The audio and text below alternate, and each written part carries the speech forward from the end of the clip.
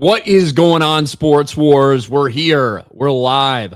The first stream after Christmas, after the Christmas games. We've got Saturday NFL games now. It seems like it's hard to keep track of what day of the week it even is, but we're here. You know it's Sunday if we're here at 11:30 a.m. Eastern, and if Will's waking up early, well, he wakes up in the morning to do his shit, but he's here at 8:30 Pacific time.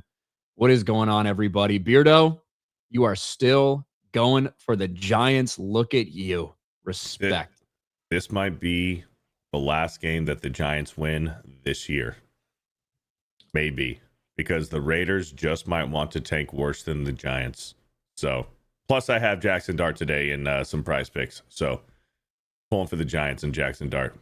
But no, man, I had a good week. Good Christmas streams. We did Arkham Origins on the channel. So, it's been a fun week. Nice. Good to hear it. Will, how you doing, man? Good. Had a good Christmas. Had a crazy the last Christmas party family thing we had to go to yesterday, so we should be all done with those. I was thinking about it. How are our Super Bowl predictions looking? I remembered I had Bills Niners. What'd you guys have? I think I was Bills Eagles, and I picked the Bills to win. So obviously those are both still alive, but the Eagles, the Eagles are in, but I just don't know what they're going to be able to do in the playoffs. But it's looking alive still. Yeah. If I remember correctly, I think I did Bills Lions. So Lions are obviously out of the playoffs. So, bro, Lions are out and they are down hard, man. They are. The Lions fans are not having a good. The Lions fans are not having a good year. Apparently I was wrong. Hanks Kitten says Beardo picked the same Bills Eagles. I did. Okay, you copied me. Not a surprise, I guess. Okay, all right. No, I mean I think that's a say that. I remember you saying, "Oh, you copied me." Wow, I think I remember that now. See, I don't remember me saying that, but it sounds like I did. I stayed pretty consistent. I don't change very much, so I suppose maybe that is very, very true. Okay. Yeah.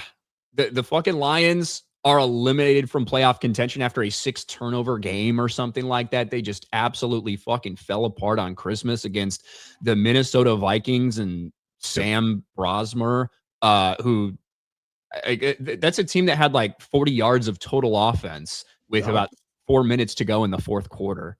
And the Lions couldn't get it done. We are seeing chaos from Detroit, and it does feel like that's a fan base who has been spoiled in recent years because they've been the drudge of the fucking NFC North for a long time. I think even if you go back through the entire history of this division, back when it was the NFC Central, like when the Bucks were in it, I think that the Tampa Bay Buccaneers still have more division titles in that division than the Detroit Lions do.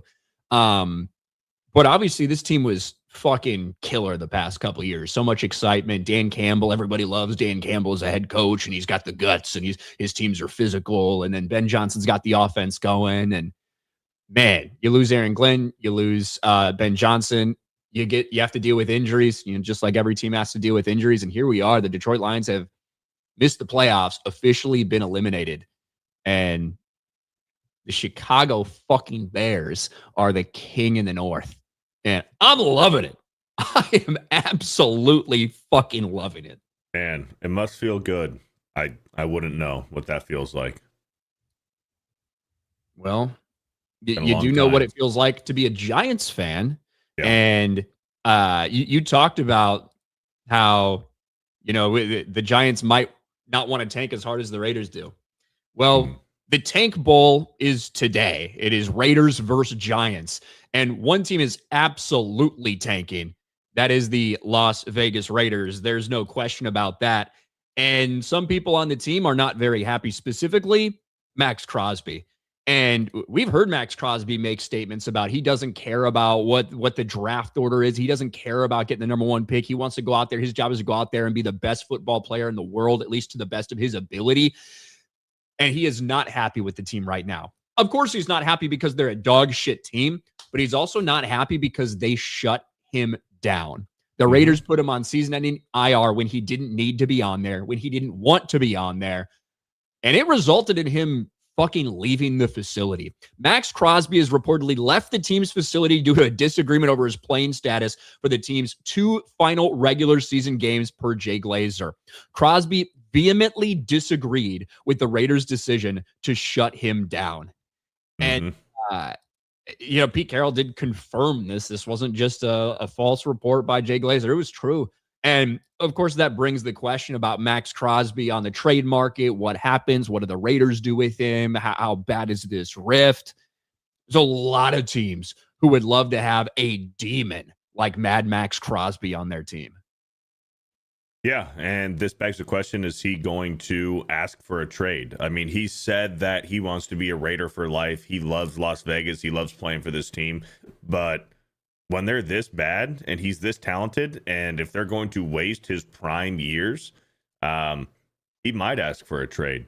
And then Maxx Crosby even went on his social media, and he was posting videos of him playing basketball. It's like, hey, look, they put me on IR. I'm not injured. Look at me in my fucking basketball court in my house shooting fucking threes with my kids. So yeah, he's pissed. I wouldn't blame him if he asked for a trade. He wants to fucking win. You know what I mean? He wants to win, and I'm sure he's in his prime right now.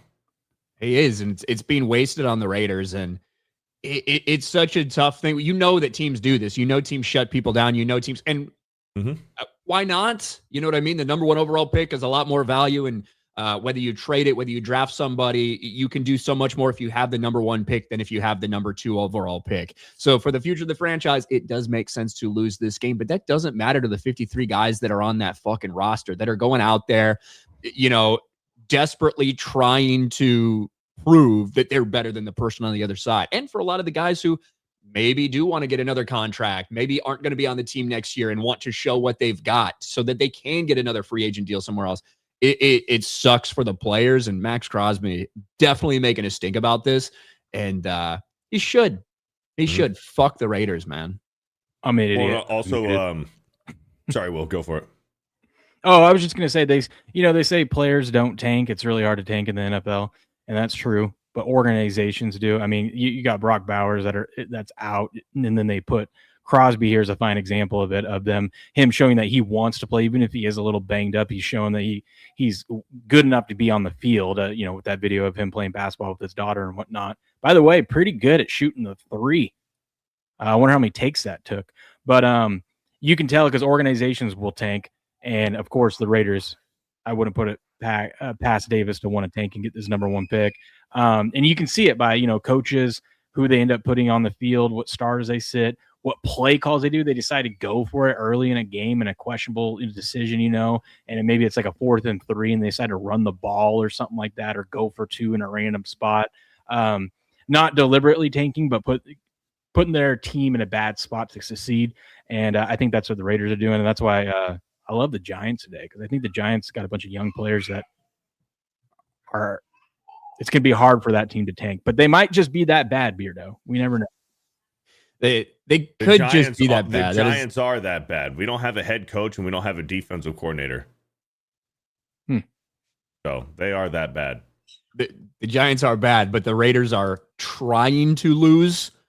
So, an unstoppable object meets an unmovable one. So we'll fucking see what happens. I don't know. I do think I'm leaning Giants in the game, though. Maybe all 3 of us will go Giants, Beardo. How would that feel? That might be the first time this year.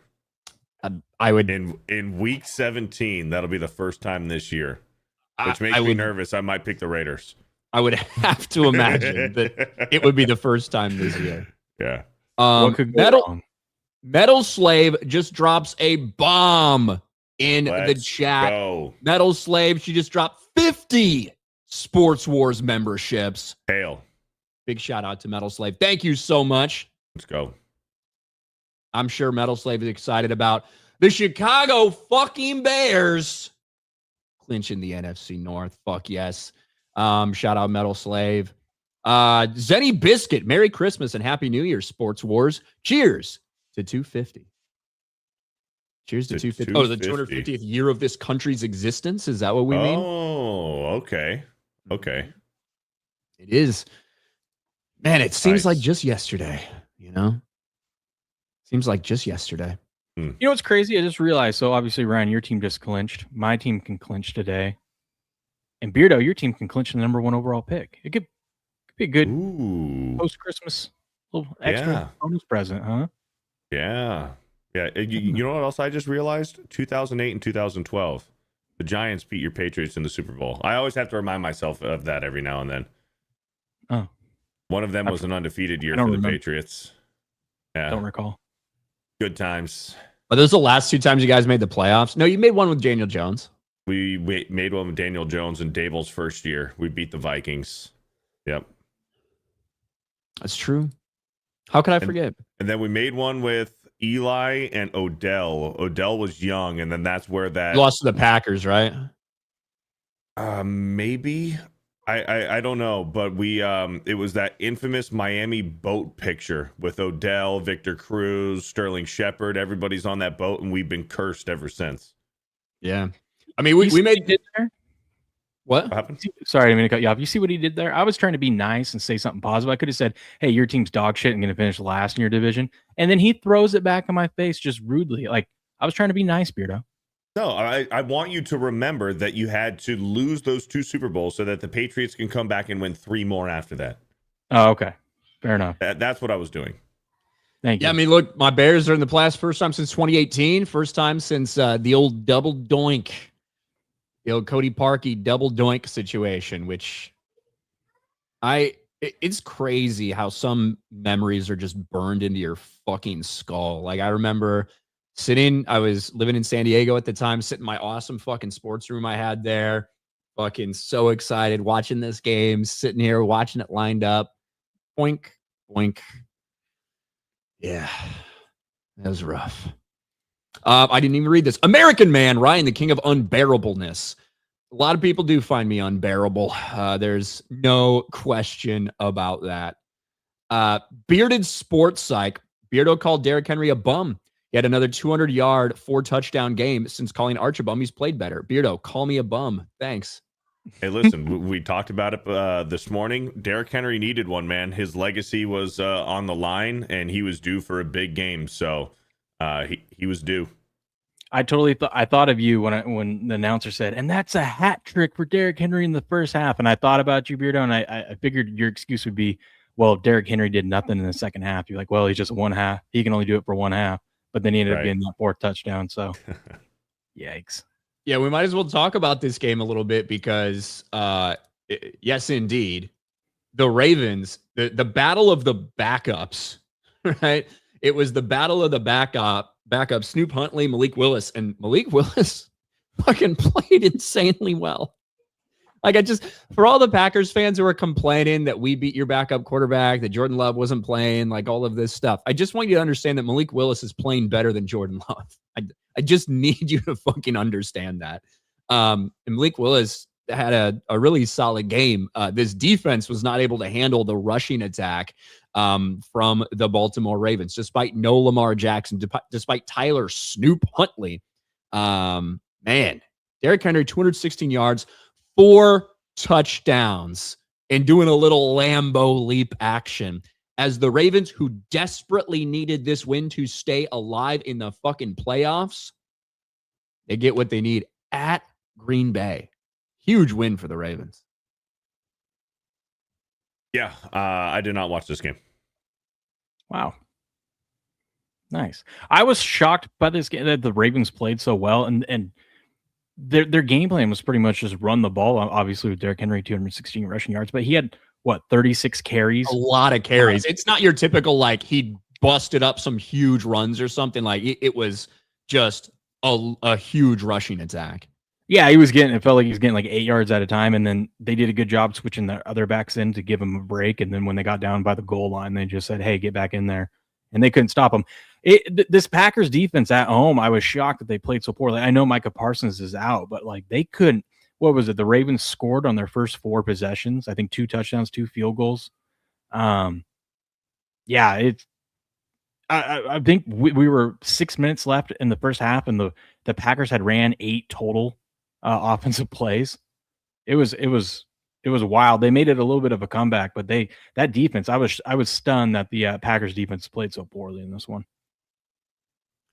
Yeah, and I think you and me both had the Packers in this game. Will, even with the knowledge that Jordan Love was likely still going to be out, and I think just because we did see how well Malik Willis played against the Bears when he came in, and how well that offense still seemed to be able to move even with him in there, and you can't pin this on Malik Willis. Dude, he balled out 18 of 21, a passing touchdown. He ran 2 in. He probably would have had more if he didn't get banged up in the fourth quarter and had to leave for a little bit. But Malik was playing lights out. Like I said, it was just the Packers defense couldn't get a stop. And now I do think that like after this first half and the Ravens are up 2 fucking scores or whatever it is, it certainly changes things. And now it's all the passing attack, and it's just that they barely fucking ran the ball at all. Josh Jacobs obviously is hurt. I think he only ended up with 4 carries in the game or whatever it was. But yeah, and what does this say for Lamar Jackson too? That's another element of this. Like at this point, the Ravens, I mean, they owe him a lot of fucking money. But at this point, what is Lamar Jackson? We get it, he's banged up. But the truth is, with the way Lamar's built, he's always going to be banged up. And there's a lot of reports coming out of Baltimore about his attitude, his work ethic, things like this, the sensitive nature of he can't be called out very much by even the head coach Harbaugh. Like, Baltimore needed this fucking win, but there are still a lot of lingering questions about your $60 million quarterback. Well, we've been saying it for years, as long as Tyler Huntley has been there in Baltimore. When Lamar Jackson goes down, and it happened in the playoffs, like Tyler Huntley plays well in this system. He always mirrors Lamar Jackson's productivity. So, I mean, yeah, Lamar Jackson's under contract. They owe him a lot of money, but you got to keep Tyler Huntley around because he can run this offense just as good as Lamar Jackson. Yeah. And then now look, the Christmas Day games that I'm sure Netflix and Amazon thought were just going to be fucking massive bangers weren't exactly that. But, Cowboys did beat the Commanders. It was a close game, and it was still within reach, even with Josh Johnson over there at quarterback for the Washington Commanders. They still had a shot in the fourth quarter if they'd been able to move the ball a little bit.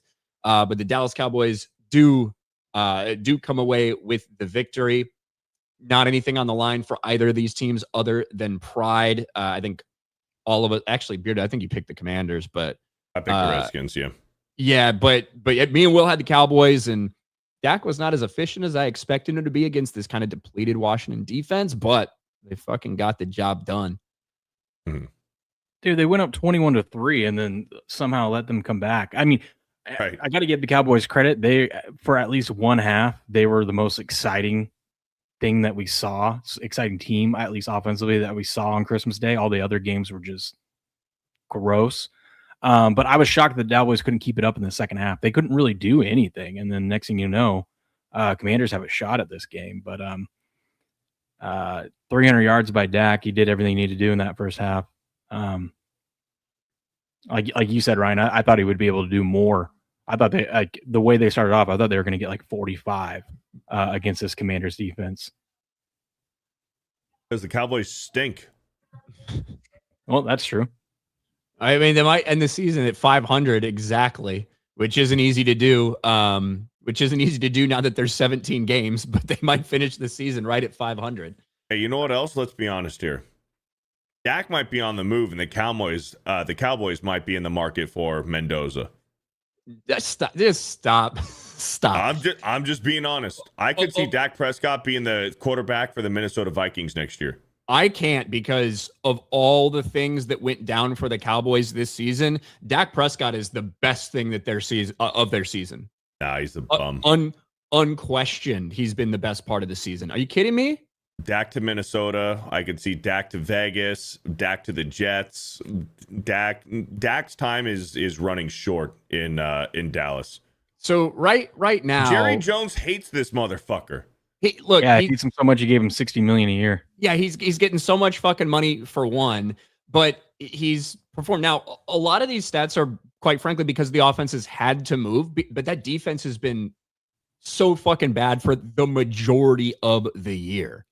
Dak leads the league in passing yards, third in touchdowns with 30, 10 interceptions, a little higher on interceptions, certainly. QBR is a weird stat depending on how you feel about QBR. Sometimes I think it's more reflective of the truth than other times. But Dak has had a really good season. And it's going to work out for Dallas. His trade stock is going to be through the roof. And just think about how many picks and players that they can get for trading Dak. Get that number 1 overall pick, draft Mendoza, and you got several picks to build around him. Rebuild that offensive line. Well, they've already got a couple picks from sending Micah Parsons to Green Bay, so they actually have a couple first-round picks already. As well stack up some more.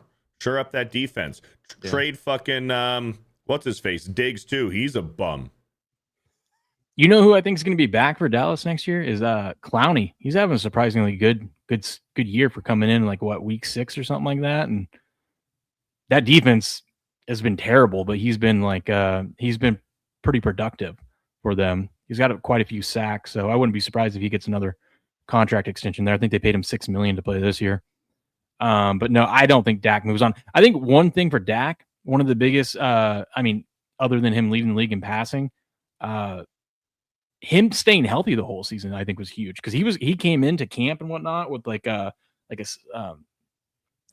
leg issue, and his hip and leg issue that he was at least out of Cowboys camp. They were talking about how he's taking a lot of time to warm up and get going and whatnot. And he's making comments about how the older he gets, this is getting harder for him. But the fact that he's able to stay healthy this whole season, because if he would have went down, this would have been disastrous. They might have had a better season. Joe Milton. Oh God, they might have won the division. Did you see that guy in the preseason? That's just the preseason. That he throws the ball about 70 miles an hour, but you have no idea where the fuck. Yeah, he can throw it a fucking 100 yards, 70 miles per hour. But hey, listen, that is describing Joe Milton. He can throw the ball really fucking far and really fucking hard. Everything else, who knows?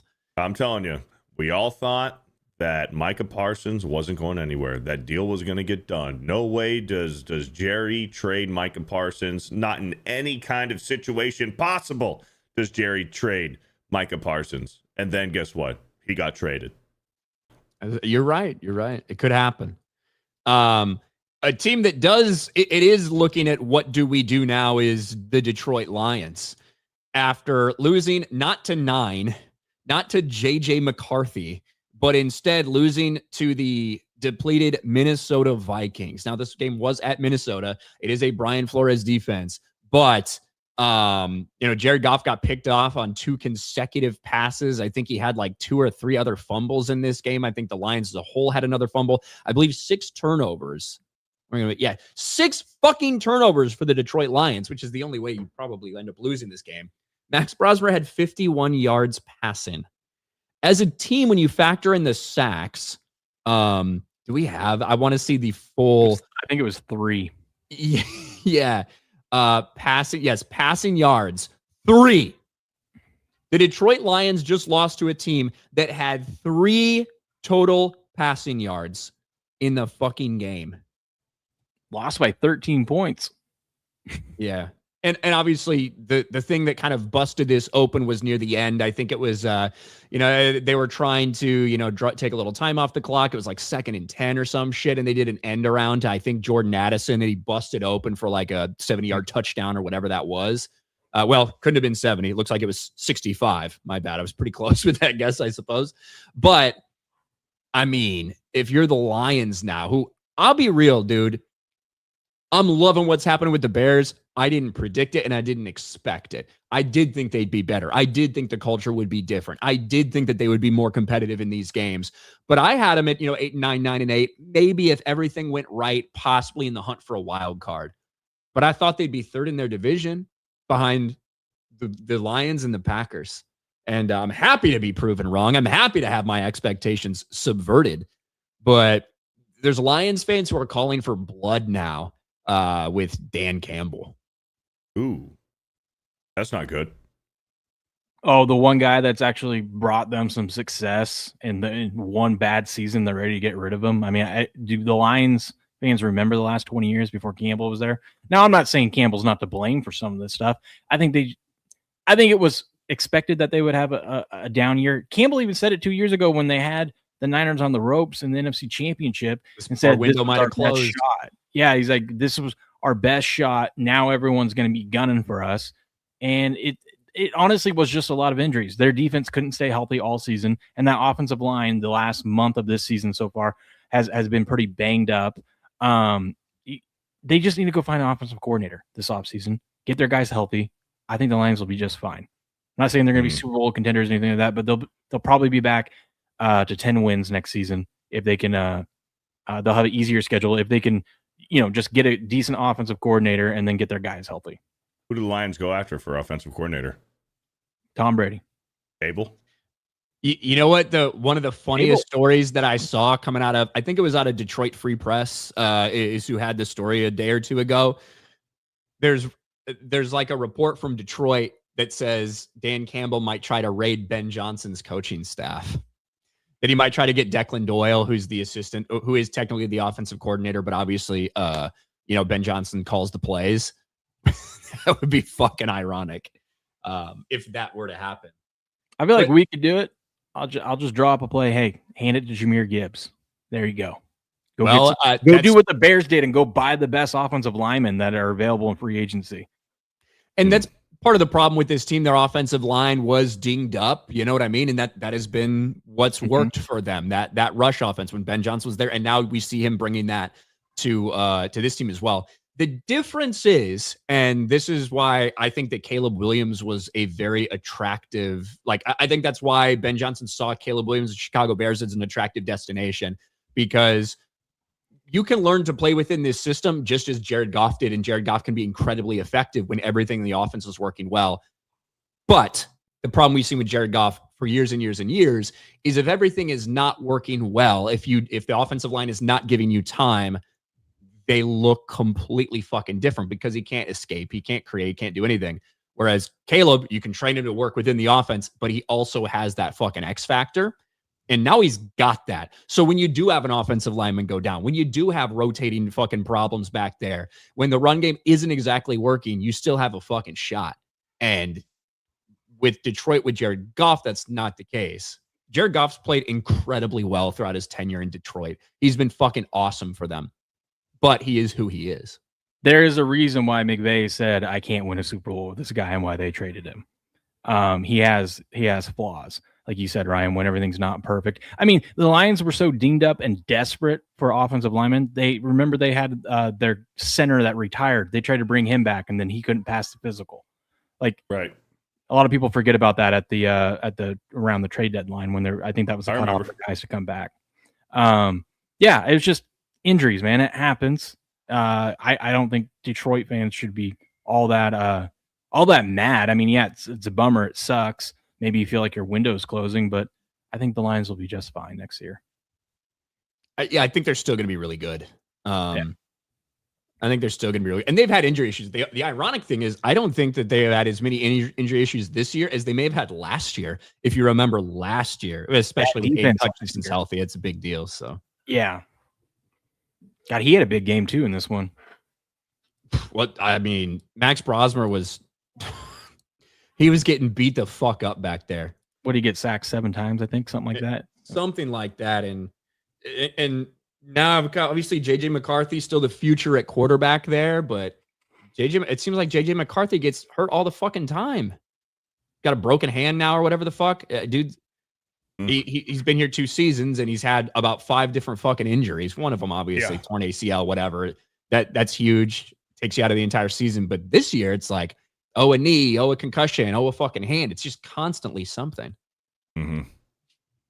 Over on the Rumble side, shout out to the Rumblers.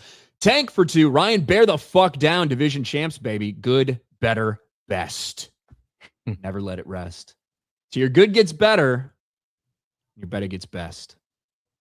I think my favorite one still was the one after the Giants game. Do you remember that, Beardo? Yeah.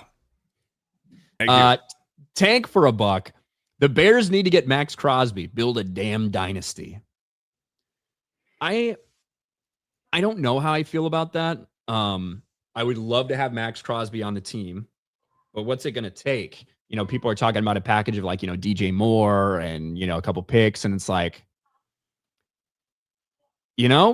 I think that I'm kind of good letting them build this thing.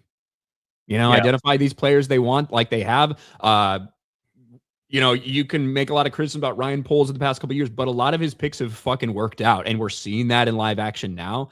And I kind of feel confident in letting them fucking build what they need to do without trading away a ton, without trying to do that to land somebody to get paid so much at that position. He's like 28 or 30 million to the cap hit for next year. So you'll have to trade him to a team that can absorb it. My team could. I wouldn't mind him next year on the Pats. Good veteran guy out there. Well, and that's why I think DJ Moore is being included in these conversations, because DJ got a big contract. DJ's getting paid a lot. So, and obviously the Bears does seem like they have a plethora of weapons, but when those weapons get injured, look at what DJ Moore does. And I think that DJ is, as much shit as he gets for his attitude, he's not a fucking diva. He just wants to win, and he'll do anything it takes, whether that's fucking blocking, whether that's lining up in the backfield, or whether it's saving the fucking day for the Bears when he needs to, when everybody else is out. So I would hate to see DJ off the team.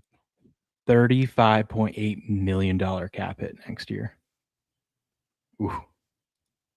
Now you can move numbers around and whatnot, but still, it's going to be a good chunk. Mm-hmm.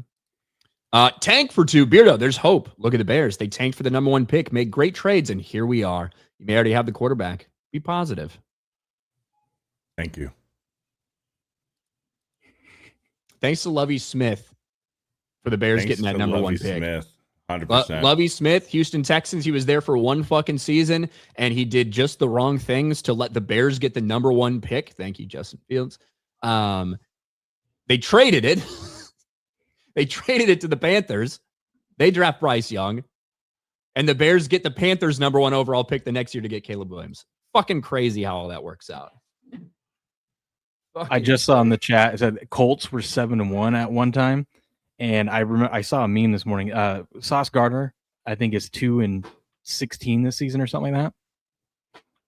Like he was on a 1-7 Jets team, and then they've been 1-6 since he's been to the Colts. Mm-hmm. And they had Sauce Gardner getting the number 1 overall pick was the meme. Damn. Over on Rumble, Jose Contreras for Bucks has just woke up. Ryan, so this is including, I think, all of last week's games and then the Christmas games and stuff. Just woke up. Ryan 13-8, Beardo 14-7, Will 14-7. Let's fucking go. He says, I added the Christmas week games. So overall, so that's added on top because you did win last week, Beardo. Like you won handily last week. Oh, okay. Yeah. So I am 157, 78-1. Beardo is 137, 98-1. And Will is 155, 80-1. Will picked up a game on me over these 5 games. It's going to come right down to the fucking wire, which I hate. And Will has the advantage of picking after me. Hey, but just for the record, I ended up liking the Texans we made those picks on Monday, but I did end up liking the Texans and bet the Texans as the week went on. Well, and we might as well talk about that game as well. We have so many games to like recap and to talk about what happens today. Some of them won't take long because some of them are fucking meaningless. But yesterday, we did get that game. The first game on Saturday was Houston Texans at the Los Angeles Chargers. And I mean, this game got out to a fucking boat race. 2 bombs from fucking CJ Stroud. And the Texans were up 14-0, like right away. I'm like, this game's fucking like over.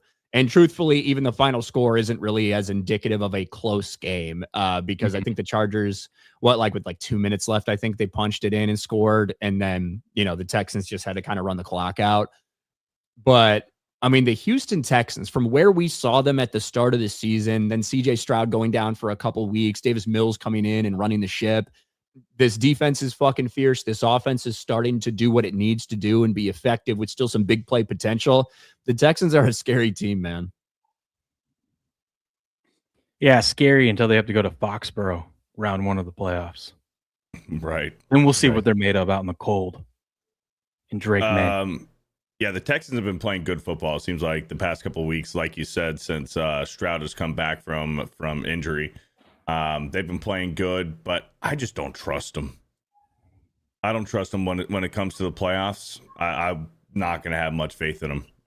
It'd be nice to be proven wrong, but like Will said, like there's some bigger dogs in the playoffs than the Texans. You're gonna have to hope their defense can maintain that for a playoff run. You're gonna have to hope they can maintain that for 4 straight games. There's gonna be a game where the defense isn't playing at peak level, and you're gonna need your offense to step up. And I just, like you said, Beardo, I don't trust this Houston offense. It's too inconsistent. Mm-hmm. Yep. Yeah, and defense and running game, if those are going and you can count on those things in the playoffs, that's great. Now, this run game had been pretty fucking rough. It does seem like they figured out that run game back there over the past couple weeks, but we'll see. I wouldn't want to go up against that Texans defense. Now, we did have some injuries last night. We'll see how those work out for them, but yeah, Houston Texans officially in the playoffs, and I think that eliminated the Indianapolis Colts. Yes. Who, can we just say, because we didn't get an opportunity to talk about this game because Monday we did Monday evening quarterback, then we had the Monday night game. Phillip fucking Rivers, dude. He put on a freaking clinic Monday night, man. It felt so refreshing to watch Phillip Rivers because we don't see quarterbacks, these modern quarterbacks who are good, like the Patrick Mahomes, Joe Burrow, and Josh Allen, who are good, freak athletes, very talented. But in the late 90s and 2000s, we were watching gods play football with Brett Favre, Peyton Manning, Tom Brady, Phillip Rivers, Aaron Rodgers, Ben Roethlisberger, Eli Manning. Like, these guys were the offensive coordinators out on the field. Like, they actually knew how to read a defense. And you hear Brady talk about this all the time with younger quarterback development. They're learning a system. And they're not learning how to read defenses and command an offense. Like, I mean, but then you have the argument, well, Josh Allen puts the team on his back. Yeah, that's because he's a freak fucking athlete. But like what Phillip Rivers did on Monday night, just commanding and orchestrating that offense like a fucking surgeon, it was awesome to see. You forgot about Smoking Jay Cutler. Oh, yeah. Nowadays. I don't know if I put Jay Cutler. Jay Cutler's a god, but not in the same way everybody else was. He was still fun, though. He would dominate today's game. I love Jay. Big Ben? You forgot Big Ben. He was good. Jay Cutler got asked because of Phillip Rivers. Jay Cutler got asked recently, if Caleb Williams went down or whatever, would you consider, suiting up for a couple weeks with Ben Johnson? He's like, fuck yeah, I would. Jay Cutler said that. Holy shit. That's awesome. Yeah. Cool.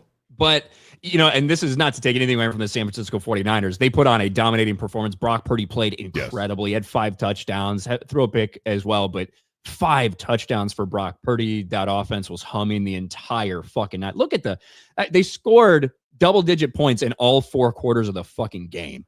Yeah, but they could not be stopped. But you cannot, to put it in perspective, to see what Phillip Rivers did a week and a half removed from being on a couch and had been retired for 5 fucking years, a 45-year-old guy, 44, 45, whatever he is, to come in there and do what he did, it just shows you how much of this game is fucking mental, right? How much of this game is about knowing what the defense's weaknesses are, knowing what routes to shift to, knowing what things to do, knowing what things to can based on what the defense fucking gives you. And it shows you that regardless if you have all the fucking physical tools in the world, if you don't have the capacity to do those things and learn those things over time, you have fucking limits, And this is fucking why you can have dudes that have all the fucking freakish generational talent possible that might never mold into anything. To see Phillip Rivers do what he did at his fucking age, it was crazy. And I think eye-opening for a lot of people. It was so impressive to see. And, Phillip Rivers, he's his kid's high school head coach. He runs Shane Steichen's offense because Shane Steichen was the offensive coordinator for Phillip Rivers out in San Diego. Because when Rivers was with the Colts, I don't believe Steichen was the head coach. I think it was Frank Reich. I think Frank Reich was the coach for the Colts. So it's not like, Phillip's just like, oh yeah, I'm familiar with the Colts organization, which he is. But he's like, I'm also familiar with Shane Steichen's offense. I know this offense, so I know I can step in there and command this offense because this is what I'm coaching to my kids. Well, it even goes to show how important, like Ryan was saying, of knowing the defense and what they're going to do and studying the tape. Because look at even Brady, even every year, even the last few years, constantly watching film, which I feel like we don't see from these younger quarterbacks. Like he's even with all his experience, he's probably seen everything that the defense can throw at him, and he still is nonstop watching tape. Well, and it even goes further because Caleb Williams, right, last season, one of the big things that came out was that he was watching film and he was putting in work, but he didn't know what he was looking for, right? He can watch all the tape in the world, but if you don't have, and this is one of the big criticisms I had of the Bears in Caleb's rookie season, was not getting a veteran quarterback in there, especially if you don't have a fucking head coach or offensive coordinator who's so fucking into this, is going to sit down and help. To not have a veteran quarterback to help you with just simple things like that, like how to watch film, what to look for. Otherwise, you are just kind of fucking wasting your time. And you see what a difference it makes when you do have the fucking head coach or your play caller doing the right things and showing you and how people can learn. And it's made all the difference in the world, obviously. The other game we didn't talk about, Broncos Chiefs. Broncos do get that fucking win. Broncos sitting there at 13-3. Do they still need to win next week to clinch? Can you guys still get the number 1 seed? Yeah, we can. If we went out and they lose next week, so it will be and then I think the Chargers are still playing for, well, I think seeding still. So, especially with the Houston win over them, they need to get a win and hope Houston lose to get the 5 seed or something like that. But yeah, it still matters. Now it was like, let's just be honest though. I wouldn't call this a good performance from the Denver fucking Broncos. No. You're facing a team down 2 quarterbacks, including Patrick Mahomes. Their fucking quarterback, Aladuke, whatever the fuck his name is, didn't play particularly well. Bo Nix's passing chart looks like fucking he's shooting a BB gun because it's all within 5 yards of the line of scrimmage. But all that matters at the end of the day is getting that win. But I do think you have to be a little concerned about what we saw from this Broncos offense with a Chiefs team that had absolutely nothing to fucking play for, you know? Right. And that could have been Travis Kelce's last game at Arrowhead. And he definitely made it seem like it. Possibly. A lot of the focus was on that.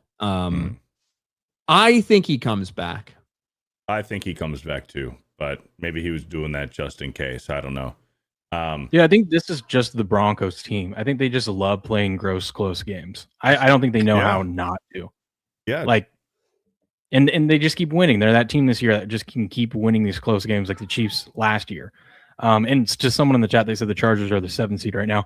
Yes, but if they get a win and Houston or Buffalo loses one more, they'll be the 5 seed because it's so close. They're all tied at 11 wins. 5 through 7 can all switch between the next 2 weeks. Yeah. Yeah. And when we look at this, like, that is important because when we look at the current state of things, would you rather play the New England Patriots or would you rather play the Pittsburgh Steelers? I think those are easy questions for any fucking team to answer. You know, the same thing's going to go in the NFC. Would you rather play the Chicago fucking Bears at Soldier Field, or would you rather play the Panthers or the Bucks? You know, so those wild card teams definitely still have things to play for, despite whoever has clinched. I'll be curious to see what happens too. If Buffalo loses today, they'll be 11 if I tied with them. I think they would be the 7th seed. It comes to down to tiebreakers and whatnot, but right. And Houston would be the 5 seed, but we'll have to see how that game plays out today. But we might as well get to, actually, let's catch up with a couple super chats. Then we'll get back to the games today. We've also got a LeBron story to talk about, so we'll get to that. Sideless. I'm just glad the Lions season was mercifully ended. That O-line is just plain awful. Can't wait to see Lions and Bears sit starters next week. The Bears potentially could sit starters. A lot of that's going to depend on what happens tonight. So we'll see. Don't know. I hope they're not sitting their starters, but I suppose they could. Pissin' Penguins for 25 says, ho, ho, ho. Let's go Sports Wars. Hope everyone in company had a good Christmas. Can't wait to see the Steelers crash and burn in the playoffs, keeping up with the tradition. See you all next year. Thanks, Hail. Pacing Penguins. Appreciate it. Maximus says Raiders.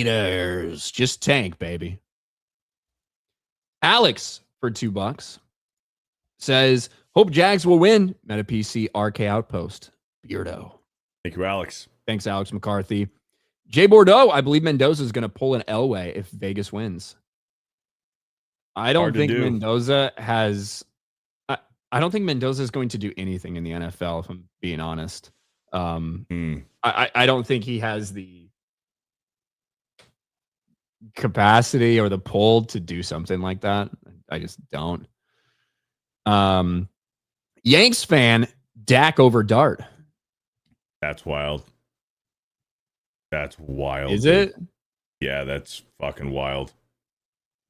What do you think? Do you think Dak's a top 10 quarterback? Oh. Who are the 10 that are better than him?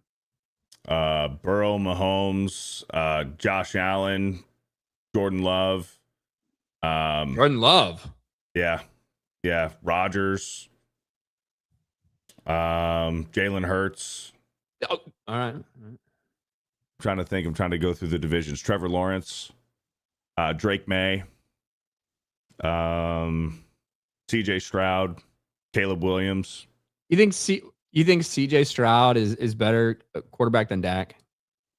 Yeah, dude. Yes. Okay. All right. Thank you, Matt Stafford. Yeah, Matt Stafford for sure. Yeah, Brock Purdy better than Dak. Sideless. Jacoby Brissett might be better than Dak Prescott. Yeah, all right. I mean, I think that Dak is within that like top 10 range at the bottom end of that, right? I would put Stafford, Burrow, Mahomes, Josh Allen, Justin Herbert. I think is Justin better. Herbert. Thank you. Forgot about him. You know, but then when you start to get to that kind of 6 through 15, I definitely think that Dak is in that mix. He's top 20. I agree. I'm being honest. You guys think I'm trolling? I'm being honest. The guy leading the league in passing yards is in the top 20. Yeah, when you have fucking wide receivers like CeeDee Lamb and George Pickens, and also have fucking Ferguson back as tight end. I mean, geez. This guy has all the fucking weapons, and he can't win jack shit. Can't win the fucking shitty NFC East. Sideless for 5. Lions fans are just dramatic in their feelings. No one seriously wants Dan or Brad fired. We're just annoyed at the obvious issues being problems. Yeah, this is like there's just a lot of fucking cope and frustration, and I get it. I do understand it. I think that a lot of it stems too just from Ben Johnson leaving, going in the division, and everyone thinking it's going to fucking just be a disaster, that Caleb Williams is a gay bust and no one can win with him. And then seeing where the Bears are now, and then seeing what's happened to the Lions this year, that's a rough spot to fucking be in as a fan. American man, fire Eberflus. Agree. Use the 2 firsts from Green Bay to shore up the defense. Bring back Pickens and Williams, and we might have a shot next year. Dak stays. Beardo fat. Okay. Zeke the Wise. Never doubt my Texans will. Coming for your Pats. To be fair, Will didn't doubt him. He picked him in the game. But he does doubt the capacity to win in Foxborough. Yeah. I'm excited he does for doubt it. That. It's going to be fun. But let's get to the games. Let's get to the games that are happening this afternoon. We'll save this one for the end. It comes to the top for me because obviously I have the Bears. But we have a lot of games that mean absolutely fucking nothing today. Cardinals and Bengals. That is a game that means absolutely fucking nothing. And, you know, the GOAT, Jacoby Brissett, is on the other side of the field. But I'm taking the Bengals. I'm taking the Bengals too, and I think they cover that 7 points. Was that a solid 7 this morning, Will, or was that a 7.5? It's been going back and forth. It was a solid 7, I believe, this morning. Well, whether it's 7 or 7.5, I still like the Bengals to cover that as well. Yeah, I got the Bengals in this one. Surprisingly, Jacoby Brissett is projected more fantasy points than Joe Burrow. I think both guys are going to light it up. The Cardinals have just given up on running the ball. All they do is throw it, and why not? Brissett just gets like 250 every week. But Joe Burrow is back to having fun again. So I think he's going to have some more fun today and throw some touchdowns. Hopefully 2 to Jamar Chase. I have Joe Burrow on Prize Picks today. I'm playing him for 2 touchdowns and more than 230 passing yards. Probably going to happen. Probably going to happen. Steelers-Browns. Now, this is a game that might not mean much to the Browns, but is very important to the Pittsburgh Steelers. The Steelers can clinch if they win this game. If they don't win this game, then it leaves the door open for the Baltimore Ravens. And, you know, the Browns also have Myles Garrett seeking that sack record. According to Beardo, he needs to get it this week or it doesn't count. So he's going to be hunting for that against Aaron Rodgers. 1 sack and he's got the fucking record. I have the Steelers in this fucking game, but we know that this Browns team, this defense at home steps up, man. I have no faith in Shedeur Sanders, but I think it'll be a close game that the Steelers win without DK Metcalf. I'm picking the Steelers as well. And I'm playing Rodgers for a rushing touchdown, discount double tech action, and also Gainwell scoring a touchdown as well. Give me the Steelers. Yeah, I have the Steelers as well. They beat the Browns earlier this year, like 26-8. This game almost meant nothing if the Ravens would have lost last night, but now I think the Steelers are even extra motivated because without DK the next 2 weeks, they get this win, they win the division, they don't even have to try next week. Whereas if they lose here, then they actually have to win next week against Baltimore, who's been playing better. So I think they're the better team. They're more motivated. I'm just curious if Rodgers is going to do the Brett Favre and give Myles Garrett the sack record. They'll lay down and give him the record. Well, I think especially without DK, we're going to see the Steelers offense be very similar to what it was most of this season, which is Aaron Rodgers going to have the ball in his hand about 2.3 seconds and fucking get rid of it. Not only to combat Myles Garrett, but just because that was what they did for the vast majority of time during this. But I think Myles, he's going to have a couple opportunities. We'll see. I don't think Aaron Rodgers lays down. But I don't think so. I don't think he lays down like Brett. But I think he'll handle it well and talk about it the right way if it happens, you know. Do you think they stop the game? If Myles Garrett breaks it during the game, do you think they take like 2 minutes to stop the game and say, Myles Garrett just broke a long-time NFL record, standing since fucking Michael Strahan? I don't think so. With the PA guy where he announces it? Yeah, but I don't think they're going to like stop the game like we saw for Drew Brees, you know. Drew Brees, Peyton Manning, they stopped the game for those guys. Right. But also for those ones, play was stopped when those happened, if that makes sense. Well, they were on scoring plays. Yeah. Yeah, they're scoring plays. You know, when Brees breaks that touchdown record, that's a scoring play. So play is stopped. Whereas if a sack occurs, play is still going to be going. The play clock's still going to matter. Like all of that stuff very much still matters. Right. So I just can't see that. Unless he does it on a 4th down and it's a turnover on downs. Yes, like exactly. It would have to be very specific, but I don't think so. Certainly, there's going to be a fucking PA announcement. The crowd will go wild, but in terms of the game stopping, I don't think that happens. Yeah, because they didn't stop the game when Brady broke the passing record. Oh, like they all would. time. The yards record, yeah. Why would they do that? Yeah. Saints. And also, you know, because passing yard. No, I guess no. Passing yards don't count. Sacks don't count against passing yards. For the NFL anymore. So yeah, I guess that's true. Saints Titans. Tough fucking game to pick.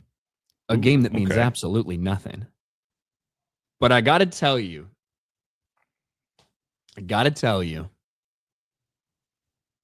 I'm liking Tyler Shuck, man. I'm liking Shuck. Let's go. And I know that it's away and they play better at home, but the team feels a little bit different. The Titans picked up a win against the Chiefs when obviously everything was fucking terrible. Everything went terrible for them. But yeah, I got the Saints. Just so the chat knows, I made all my picks this morning on Game On, so I am not copying Ryan. The Titans played their Super Bowl last week. Give me the Saints on the road here. And I think Tyler Shuck might throw 3 fucking touchdowns today. Maybe This he is runs not- one in too. This is not your September Tennessee Titans. This is a different team. They're on a heater right now, playing a lot better. So are the Saints. They're on a heater. They won one game. Yeah, it's a heater, all right. They knocked down the Chiefs. When's the last time they beat the Chiefs? Been a minute. Give me the Titans. I like the Titans at home. Saints have also been on a heater, but now they got to go outdoors. I don't think they can do it outdoors. I like this Titans team. There you go. Chris Olave, 92 catches for 1,000 yards, 8 touchdowns, despite the fucking He's playing good. tumultuous shit that we've seen there. Jags, Colts. Now the Colts are officially eliminated from the playoffs. The Jaguars still have not clinched the division yet because of the Texans win. So the Jags are playing to clinch the division. They're playing for playoff seeding, all of that stuff. Phillip Rivers is still playing in this game, right? Correct. Yep.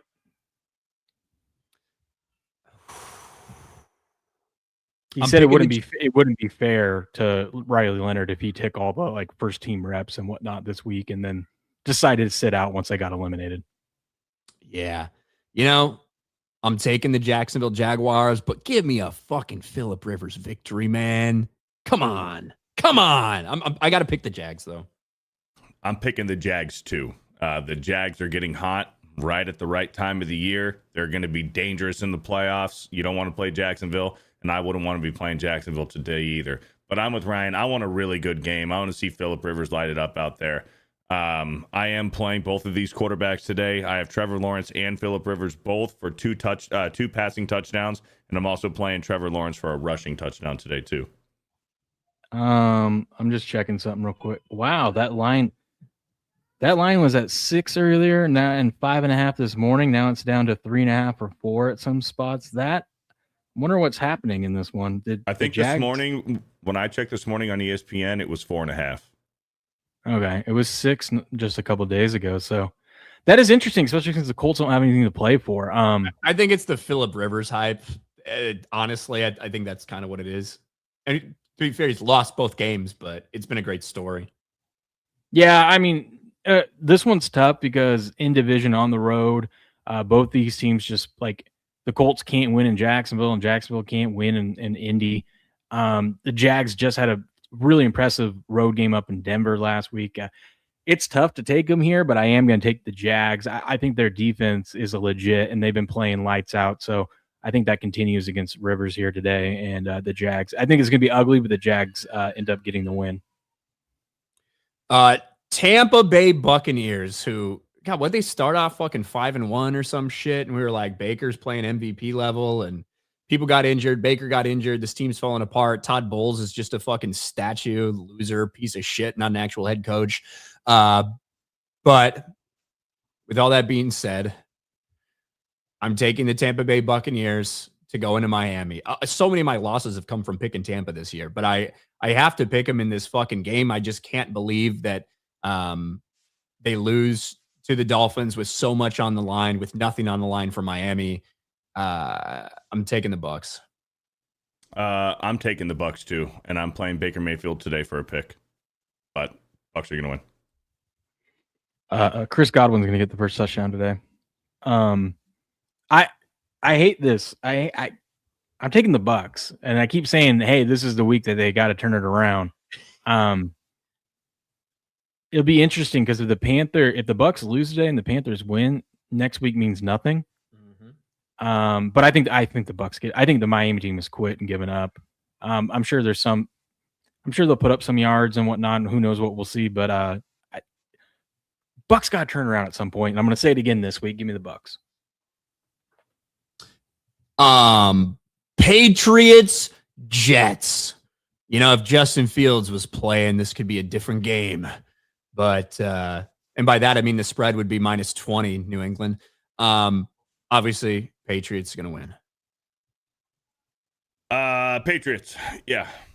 And I like the Patriots -13.5 as well.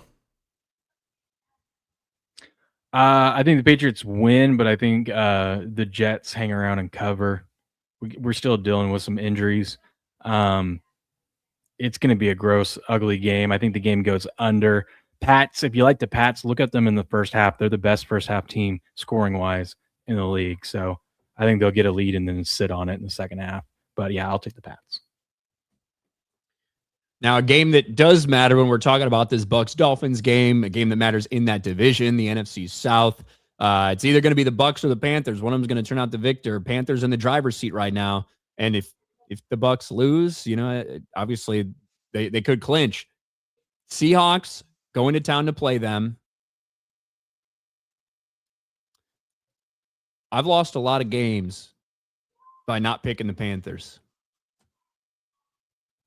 If I'm going to lose this game, it'll be by picking the Panthers. I have the Panthers at home to upset the Seattle Seahawks to set up next week's division showdown.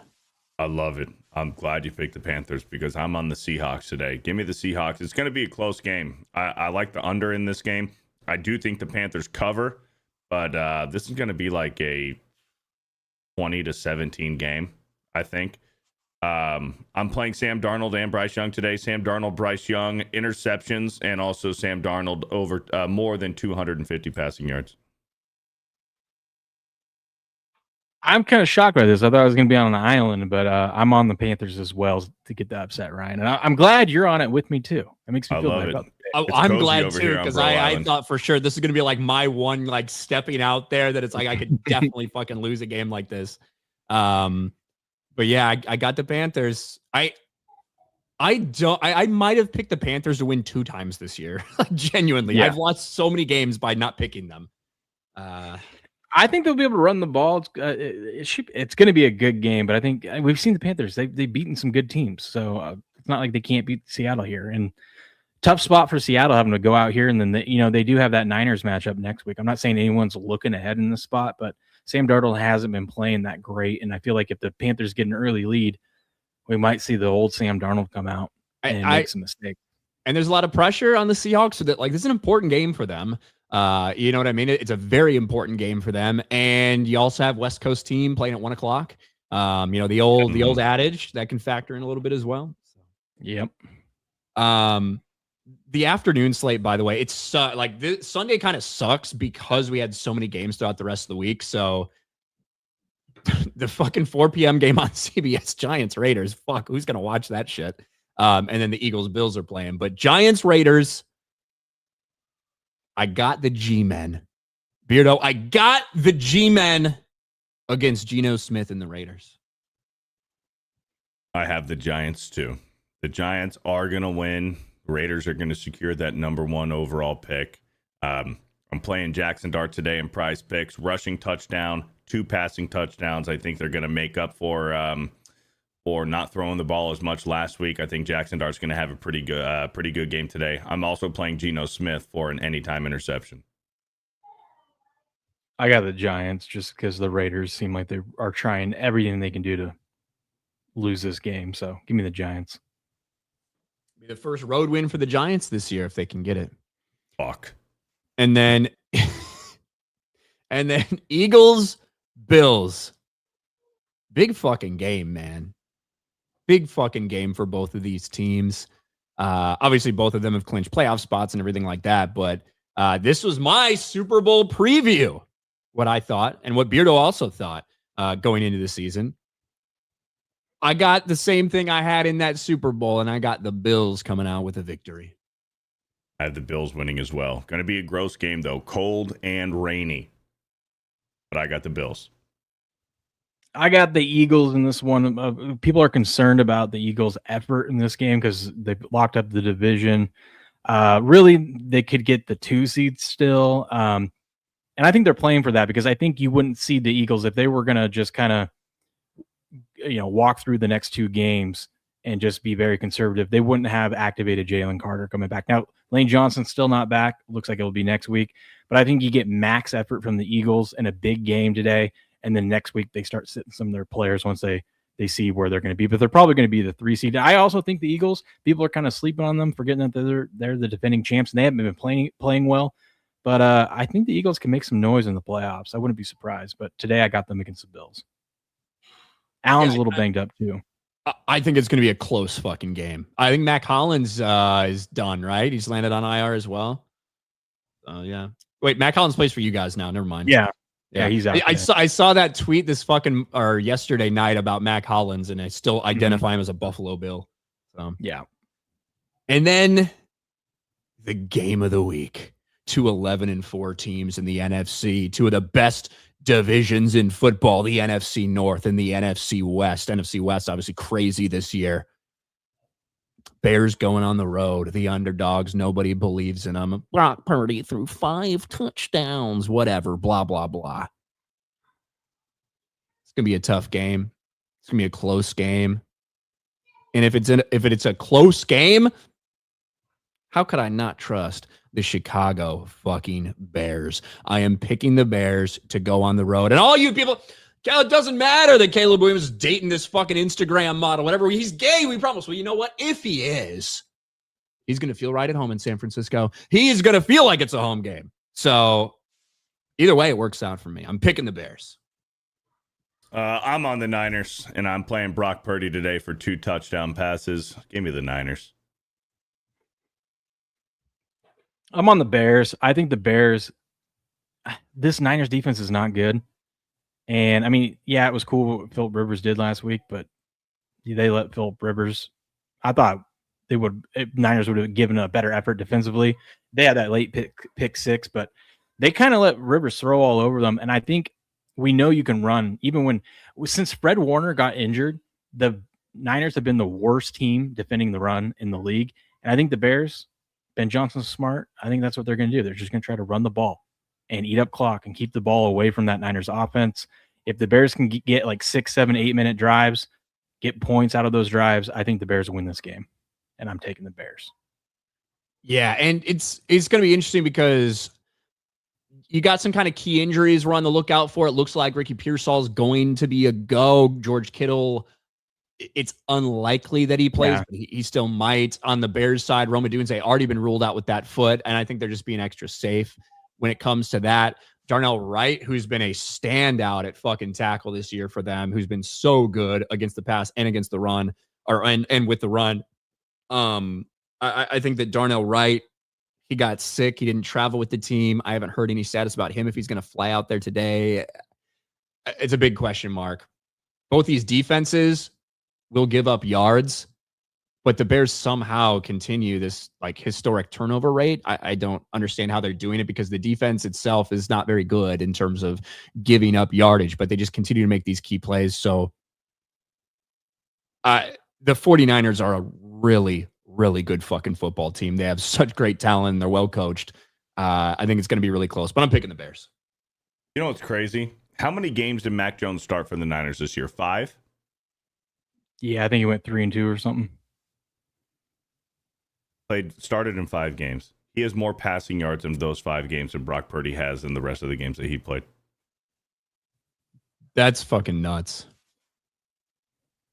That is fucking nuts. That's crazy. And, we didn't mention this when it happened, but Caleb Williams, 6 interceptions on the year.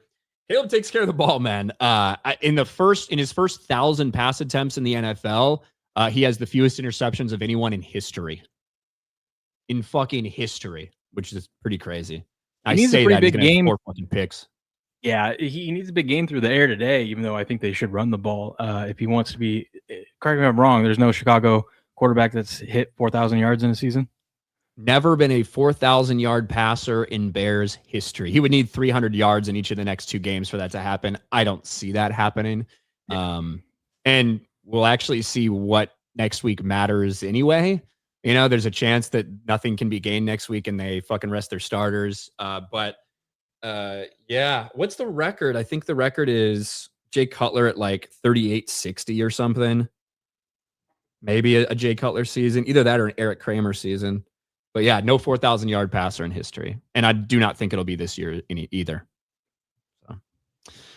And then Monday night, Rams, Falcons.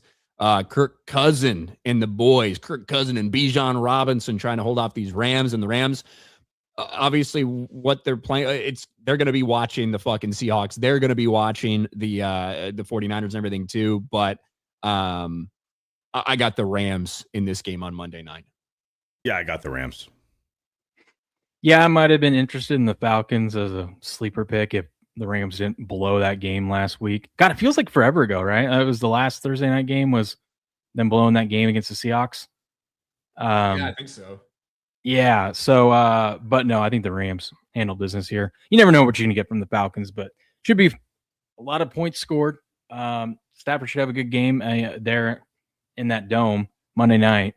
I was telling Beardo if Stafford wants to solidify the MVP, first touchdown of the game, Stafford runs it in, and they just stop the game and give him the award right there because that'll do it for a rushing touchdown. That's all he needs. He's like 100-1 to be the first touchdown scorer. That'd be crazy. And the Jaguars still technically get the 1 seed in the AFC. I don't think so. I think it's between. Oh yeah, they can. I think they can. Can they really? Because they need the Broncos to lose out. If the Patriots and the Broncos lose out, then Jacksonville can be the 1 seed.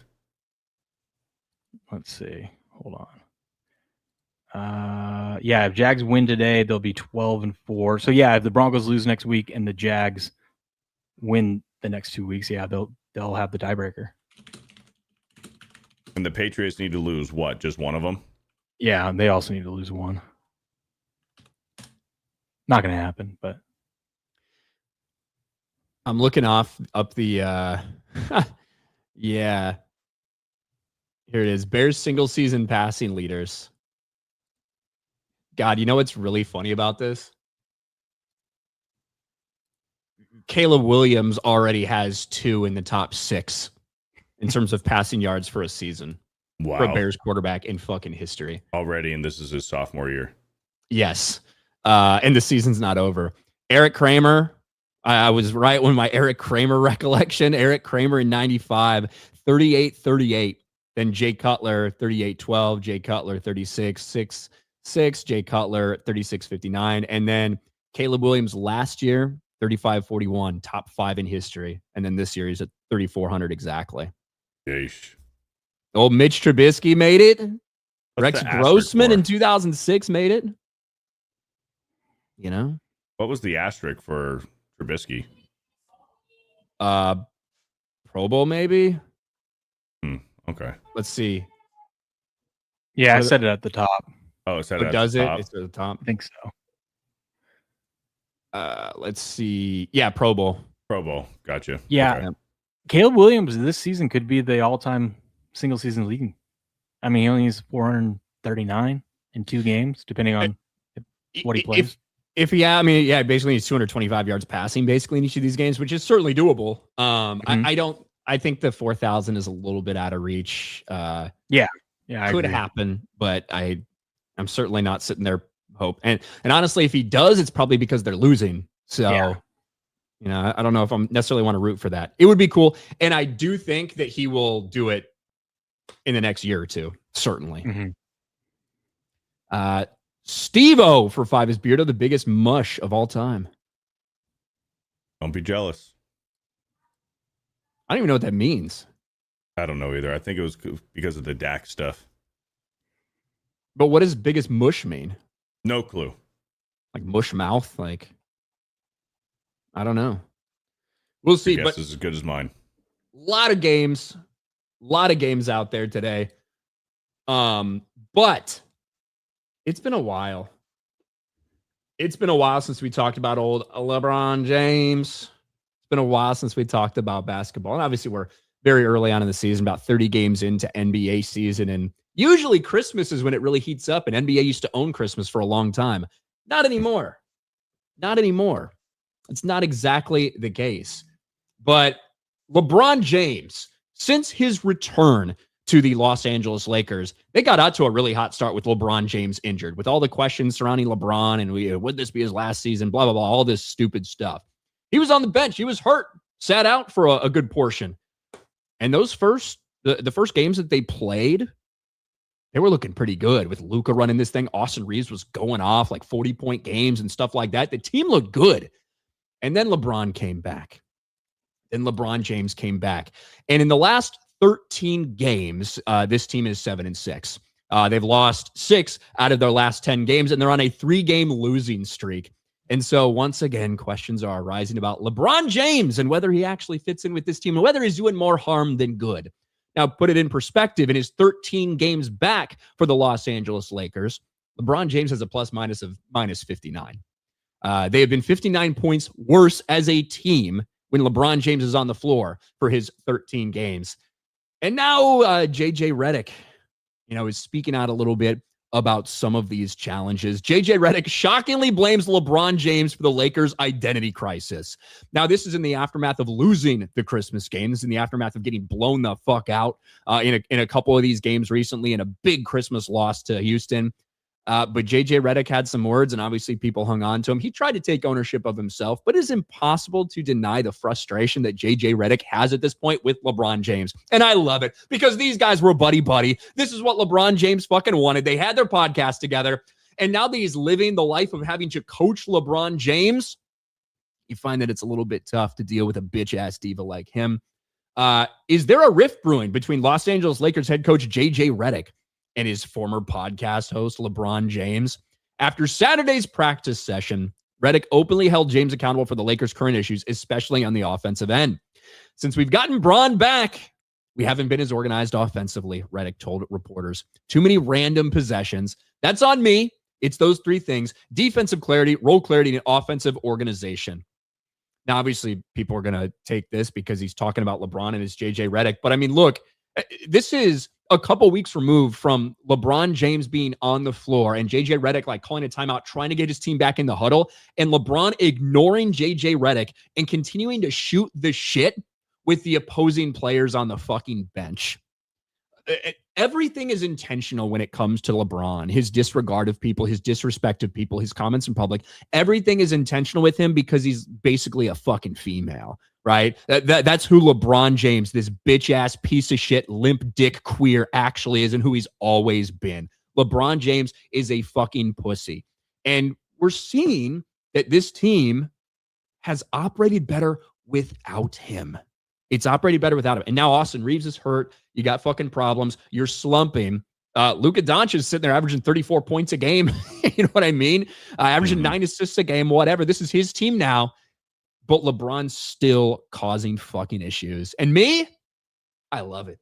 I love when LeBron James teams implode because you can always count on it. You can always count on some fucking drama from LeBron in the middle of the fucking season. I love this shit. Yeah. But I know Beardo's not paying attention to NBA. I am not paying attention at all, man. I haven't watched the NBA in fucking years, man. I just don't care anymore. It's tough because LeBron will do shit like this, and I mean, do things like this. I mean, it makes people hate him. But then, just as a player out there at his age, like the other night, I was watching him, and Luka was out and whatnot. They ended up losing the game, but there was a moment in the game, a little stretch where he was incredible, especially for his age. He's outrunning everyone on the court. He's keeping his team single-handedly alive in it, and then he just didn't have any help, and they ended up getting blown out. But then, so as like a, 40, what is he, 41, 42 years old out there still doing the damn thing, it's very impressive. But I can't like give the guy any credit because he does stupid shit like this, and it's just a headache and makes it all about himself constantly. I mean, look, I do think it's really impressive what LeBron is doing at this point in his career. He's averaging like 25-6 or something like that. Sorry, 25-6. I don't want to 25-6 now. 20 points, 5-6. But what I will say is, we also have to credit the dude who's providing LeBron James with the performance enhancing drugs that he's been on his entire career. Like that's the reason he's able to do these things at that level at his age. So that we have to give credit to that person too. The person who's, getting LeBron James all these treatments. And so I love a good old LeBron James creds. Can't wait to see them get fucking bounced in the fucking playoffs this year. That will be fantastic. I bet the Lakers can't wait to get rid of him. I'm sure. And they get rid of Bron. Whether it's his contract is out or, I think he's like one of the few people that have a no trade clause. So if they did try to trade him, it'd have to be what LeBron wanted. Mm-hmm. But whenever that day comes, I think they're going to be excited when they could just focus on Luka and their team. There you go. Ride Santa Cruz bikes with 5 Sports Wars memberships. Thank you very much, Ride Santa Cruz bikes. By the way, remember, I told you guys don't sleep on the Spurs, and guess who's 3-0 against the Thunder? San Antonio. I did want to make one comment as well, an update about the DK Metcalf situation. Look, it's like we talked about the other day. DK Metcalf or his representatives, whoever were putting the stuff out there about the racial slur stuff, it was a lie. It was a complete and total fucking lie. The Detroit Lions didn't punish the fan at all because he didn't violate the fan code of conduct. His lawyers came out there and gave a speech desperately asking DK Metcalf to retract his comments and to put out a comment that he didn't issue any racial slurs because this dude's under attack, because everybody in the fucking media spread bullshit about that. And I'm happy this guy's fucking fighting back. I love that this guy's fighting back because we have so many angles. We have so many recordings. We have everything. And he never called him the N-word. He never called his mom a cunt. He didn't do any of this shit. It's all made up from fake fucking rich, black, violent, fake victims, right? And it needs to fucking stop. No one takes it seriously anymore. And no one should. Why would you take it seriously when we have fucking Bubba Wallace, when we have Jussie Smollett, when we have a litany of other instances from professional athletes who claim that this person said that when they didn't? When we have Myles Garrett, let's not forget it was only 4 fucking years ago when Myles Garrett ripped off Mason Rudolph's fucking helmet, cracked his fucking skull open, and then tried to say he said the N-word, while all of his black offensive linemen said, "What are you talking about?" No, he didn't. Right. And so it's just so fucking tiresome, man. DK Metcalf, by the way, suspended for 2 games, which should have been like a fucking season for punching a fan in the stands. Yep. But it voids his $45 million guarantee in his fucking contract with the Steelers. So even though he's only missing about, $500,000 in game checks, very costly punch for DK. They could fucking basically cut him now. It's pretty fucking crazy. And if they cut him, another team will probably pick him up and pay him. But I mean, he's losing. He's not going to get that 45 from another team. Probably, he'll make a good chunk of money, but he costs himself probably 20-25 million if they do move on from him. Because obviously, if they keep him and he keeps his nose clean, doesn't get injured. But now there's an injury risk because if he gets injured, then they could just cut him and not have to pay him that money. So if he obviously plays the next 2 years, he gets all that money, and it was for naught. But he put himself at risk for sure. And the Steelers traded for him, right? I don't think that was a free agent signing. I think they traded him. They traded for him. They gave up a 3rd rounder, I think, and then paid him all that money. Yeah, like they didn't give up a ton for him, but yes, they did trade. Michael Reese, you're going to cover the Michigan head coach hire? It's true. Yeah, I guess we can. We didn't even talk about that. Utah head coach. 5 years. Utah head coach Kyle Whittingham is going to Michigan. And okay. Cool. There's so little to be excited about by that, and it's because of the position that Michigan has found themselves in. If they were in this coach hunt earlier in the season, it would have been a completely different story. They would have been right in there with the highest profile guys that were on the fucking move, that were making these coaching decisions, that were going different places. But instead, all those guys have already made their choice, or people like Cignetti have signed fucking extensions or whatever. And they're sitting there looking at the fucking bottom of the barrel. And not to say, I mean, Kyle Whittingham has done a solid job with Utah, but with that being said, this is a completely different job search and a completely different hire if we didn't see what happened with Sharon Moore when it went down. So, fuck. Yeah, and he's 60. I mean, he's a good coach, but he's 66. This feels like they're just bringing in, a grown-up. It's a connector. Yeah, to kind of, smooth things over for a couple seasons and then go get the guy that they want, because it's Michigan. It's one of the best jobs in the country, and I'm sure they would rather have a younger, more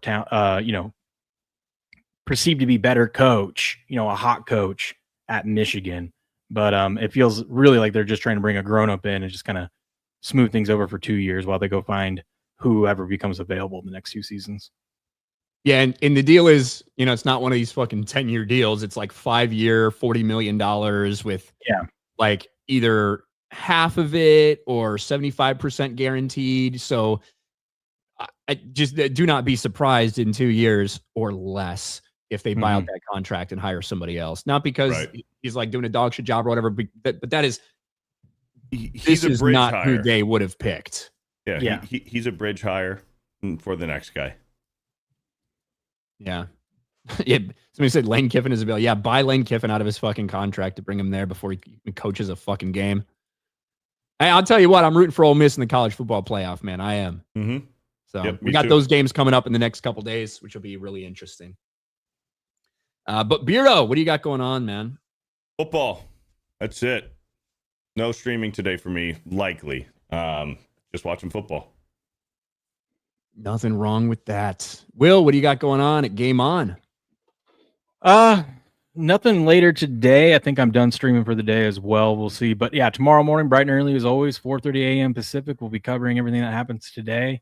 Trying to figure out what I'm going to do this afternoon because there's only those 2 games on. Obviously, I'll watch the Bills and Eagles, but probably have to keep myself busy, do some chores around the house. We've got a lot of stuff to clean up from Christmas. You can imagine 5 kids and Christmas, how much shit I got in my garage right now.